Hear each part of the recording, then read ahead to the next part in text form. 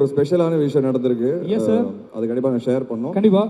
Aamir Khan sir படம் பார்த்தாரு நேத்து. வாவ். அண்ட் படம் பார்த்துட்டு செகண்ட் ஹாஃப் வந்து லைட்டா கண் முடிஞ்ச உடனே அவர் கண்ணீர் விட்டாரு. ஃபுல்லா கண்ணெல்லாம் தொடச்சி பேசினாரு. It was very impress. அவர் ரொம்ப சந்தோஷப்பட்டார். அவர் சொன்னாரு, இந்த மாதிரி ரிலேஷன்ஷிப்ஸ் பத்தி படங்கள் வர்றது ரொம்ப கம்மியாயிருச்சு.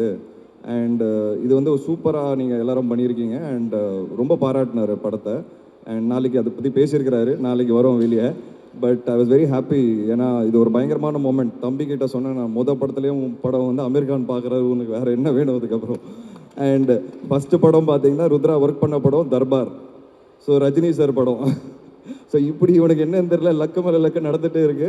பட் ஹார்ட் ஒர்க்கிங் கை, கண்டிப்பாக ஹார்ட் ஒர்க் இருக்கு. ஸோ ஹார்ட் ஒர்க் இருக்கிறதுனால தான் இதெல்லாம் கிடைக்குதுன்னு நான் சொல்லுவேன். ஸோ நேற்று ரொம்ப ஹாப்பியாக இருந்தது. அண்ட் ருத்ராவோட அப்பா வந்து பயங்கரம் இமோஷனல் ஆகிட்டார் நேற்று. ஏன்னா அவர் வந்து நிறைய படங்களில் ஒரு சீன் நடிச்சிருக்காரு. அவருக்கு தான் சினிமா ஆசை. ஸோ ஒவ்வொரு சீன் நடிச்சிருக்கிறாரு. ஆனால் அவரால் மேலே வர முடியல, சினிமாவில் சக்ஸஸ் கொடுக்க முடியல.